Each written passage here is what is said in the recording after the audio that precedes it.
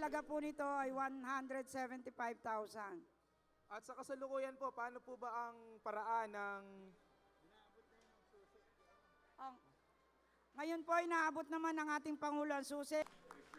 Kasama po ng ating Pangulo, ang ating mahal na Vice Presidente, Jojo Marbinay, at si Secretary Gasmin habang tinitignan ang pagkakayari ng bubong at sa mga materyales. Architect, alam ko, mga state-of-the-art ang ginamit na materyales dito. Ibang technology po to. So, this is a prototype.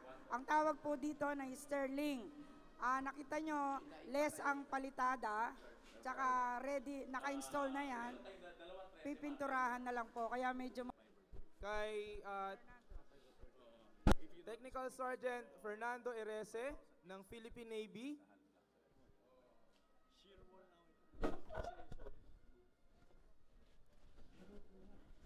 Dito ang service provider as Meralco. At nakikipag-ugnayan po ngayon ang aming General Manager, Meralco, para po talaga speedy energization lahat ng mga bahay, including all the AFP PNP housing.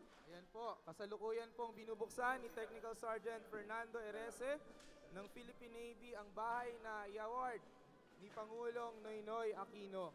Tanong din natin yung kay Architect, kailan ba sila pwedeng lumipat dito? At pagkatapos, yung paaralan ng mga bata, ano bang ano doon?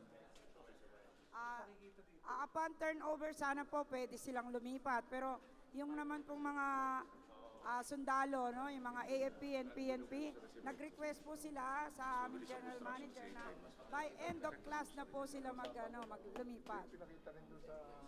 Okay, so may malinaw ng plano kung kailan ba lilipat ang mga pamilya ng mga kapatid nating sundalo at pulis dito sa village na pinatayo natin sa Cesimantere. So ang linya ng tubig, telepono, meron din tayo dito. Divided by 2, equally divided po. So sa lahat po ng mga sites namin, 50-50 po ang AFP and 50-50 ang AFP at saka PNP. Okay, sa kasalukuyan po ay binuksan na ni Pangulong Aquino ang bahay na i-award kay PO3 Jeffrey Lopez ng Philippine National Police.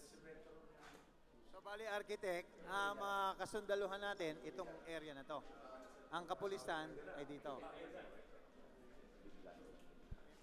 Ilan pong kwarto ang maaaring nakalagay doon po sa loob ng bahay, Pwede Architect? pong 1, pwedeng 2, conforme na lang po doon sa sila na lang po. Nasa pamilya na po ang paglalagay ng I-award po partisyon. ng ating Pangulo, core house lang. Bahala na sila mag-improve. Ngayon naman po ay i-award ng ating mahal na Pangulo kay PO3 Apolonio Robino ang bahay. At yan po, inaabot na susi, kasama po ang kanyang pamilya. Palakpakan naman po natin, ready na si PO3 para po... PNP, pumalakpak naman kayo dyan, oh. Wag-ewan nyo naman at ibinibigay na sa inyo ang bahay ngayon. Yung height po, architect ng bahay, halimbawa kung ang concern ay init, ano po ba ang standard na sukat na kabahayan na ito? 2.4. So, 2.4 meters po yung height. Minimum. Minimum 2.4. So, Kasi hindi kami makakakuha naman ng building permit. Lahat po ng ginawa dito within the parameters po ng kung ano po yung mga kakailanganin. minimum standards.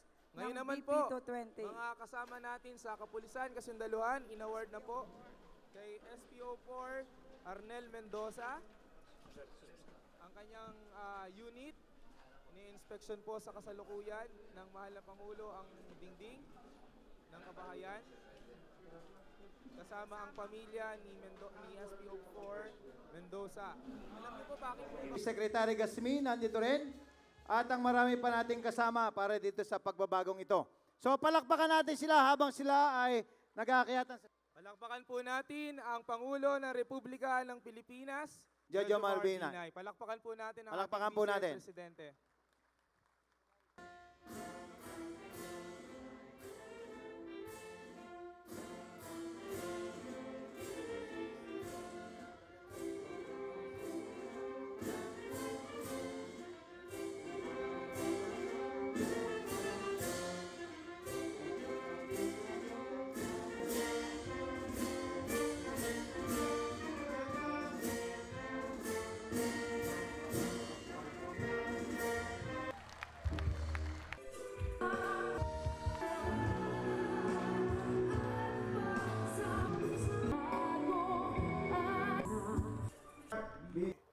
ating mga sundalo at kapulisan na nagkukulang kayo sa kakayahang tuparin ang inyong tungkulin dahil sa kakulangan ng kagamitan. Subalit, alam naman natin ang hirap ng inyong trabaho at ang tindi ng ibinibigay ninyong sakripisyo. Nagagawa ninyo ng buong husay ang papel nyo sa lipunan. Buong loob kayong nakikipaglaban sa masasamang elemento. Rumeresponde sa panahon ng kalamidad upang saklolohan ang nangangailangan at pinapanatili ang kaayusan sa ating bayan.